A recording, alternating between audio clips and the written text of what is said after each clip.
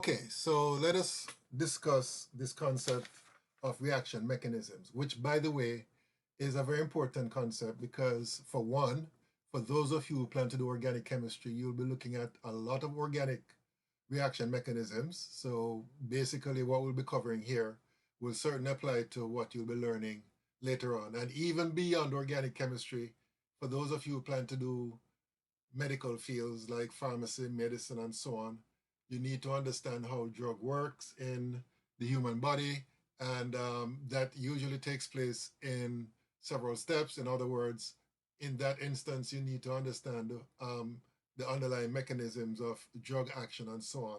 So what we'll be discussing here is actually forming the basis for a lot of things that you may encounter in your future studies. Okay, so what do we mean by this term mechanism, reaction mechanism? Well, the reaction mechanism is basically a step-by-step description of what happens as the reactants are converted to products, all right? Before, we learned about equations, right? Balanced equations.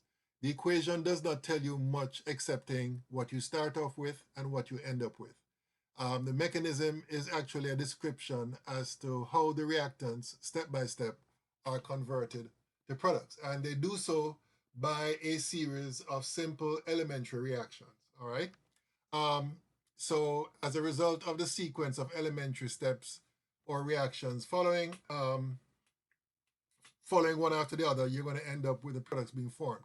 So that sequence is called the reaction mechanism. So just to give you a simple example, let's look at this example right here.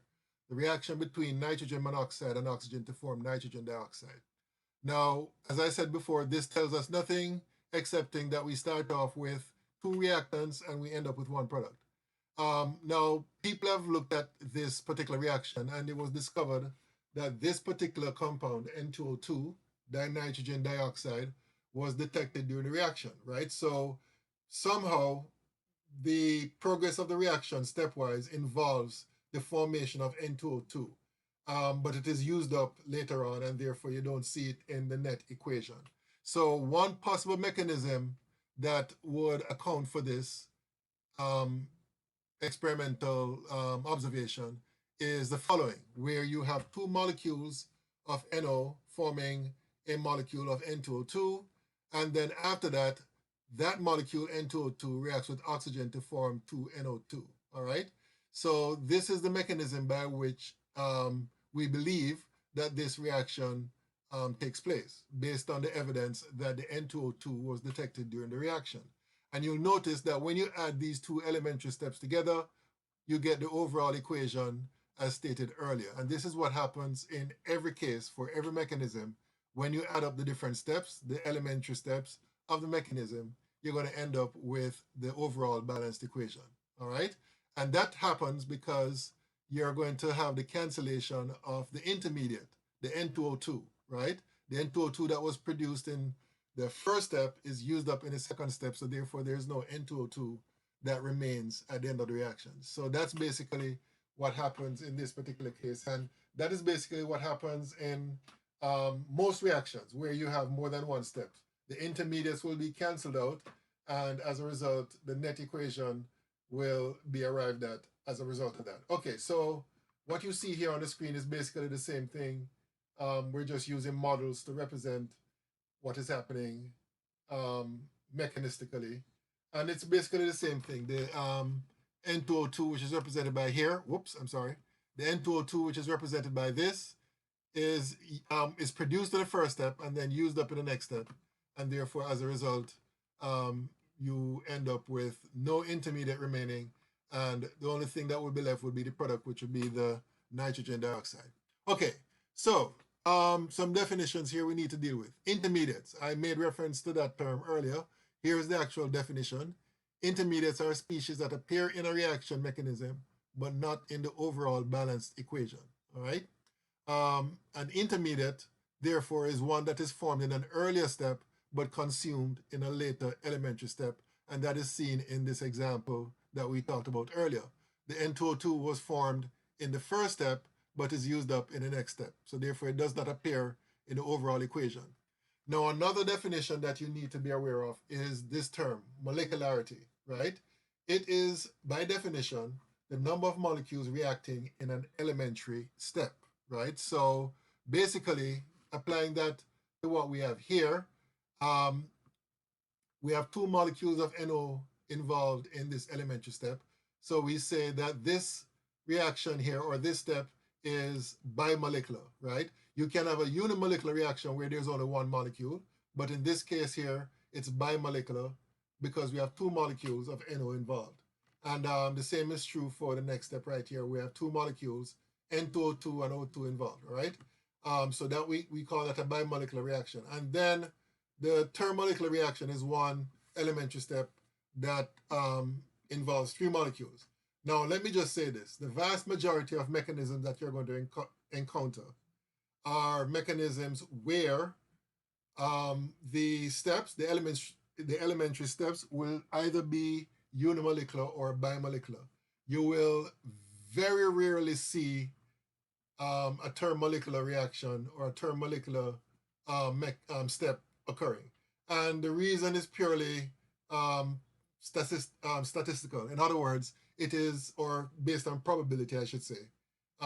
Basically, it's very unlikely that you're going to have three molecules coming together and reacting at one instant to form a product, right? You're more likely to have one molecule undergoing a reaction or two molecules colliding with each other.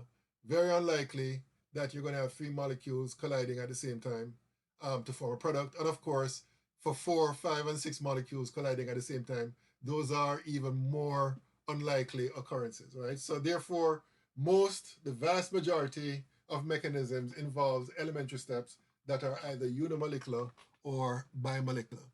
Okay, so let's apply what we have learned here with respect to the molecularity and what we learned earlier concerning rate laws. It turns out that you can easily write down the rate laws of different elementary steps, right? So if the reaction is unimolecular, if the step is unimolecular, then the rate law is simply rate is equal to the rate constant of that step times the concentration of A raised to the first power. If the reaction is by two different molecules are reacting, then the rate law would be this right here. Rate is equal to K times concentration of A times concentration of B. And then finally, another type of bimolecular reaction where you have two molecules of the same type reacting with each other. In that case, the rate law would be rate is equal to K times concentration of A squared, all right? So when it comes to writing plausible mechanisms, right, there are a couple of things that must be in place, right? The sum of the elementary steps must give the overall balanced equation for the reaction. And we saw that in the previous example that I showed you earlier. The rate determining step should predict the same rate law that is determined experimentally, all right? So basically what this is saying is that in the mechanism that you derive for a reaction, it must be based on the experimentally determined rate law, all right? And we're going to see an example of that shortly, which leads us to the definition of the rate determining step. The rate determining step is the slowest step in the sequence of steps leading to the product formation. So basically, what the rate determining step is, it is a slowest step of the different elementary steps of the reaction mechanism. And it's very important that you understand that the overall rate of the reaction cannot proceed faster than the rate determining step, right? The rate determining step, as the name suggests, is the step that determines the overall rate of the reaction, and it is the slowest step of that mechanism, all right? So basically, these are the steps that are involved in formulating or postulating a reasonable reaction mechanism. First, you have to do some experiment where you measure the rate of the reaction, and then you, based on that, formulate the rate law, and then based on the rate law, you're going to put forward a mechanism that fits that rate law, all right? Okay, so here's an example. It says that the experimental rate law was this for this reaction. Rate is equal to K times the concentration of NO2 raised to the power 2. And as we said before, well, no, this is actually a different reaction. This is the mechanism for this reaction. It is believed to occur by two steps. So this is the first step here, and this is the second step here. So the first question is, what is the equation for the overall reaction? Well, that's very simple. We simply add the two equations together, and we cancel out the common items on both sides. And in this particular case, there are two such items. You have the NO2s that will cancel out here and here, and the NO3 that will cancel out here and here, right? So after canceling those items out, you write down what is left, and you'll be left with that equation. So that's the overall equation for this mechanism. Okay, so the next step is what is the intermediate? And if you recall, we said the intermediate of a reaction mechanism is one that is produced in an earlier step and then used up in a subsequent step. And if you look at these two steps carefully, you'll see that the item that fits that description will be the NO3, right? The NO3 is produced in this step, the first step, and then used up in the next step. So the answer here would be NO3, all right? The next question is, what can you say about the relative rates of steps 1 and 2? In other words, which one progresses which one progresses at a faster or slower rate? Well, by virtue of the fact that the experimentally determined rate law rate is equal to K times concentration of NO2 raised to the 2, what that tells me is that the first step would be the slowest step, because the first step is a bimolecular reaction between the two same molecules here, NO2, right? So basically the conclusion I can come to is that the step 1 is the slower of the two steps. In other words, step 1 would be the rate determining step, all right?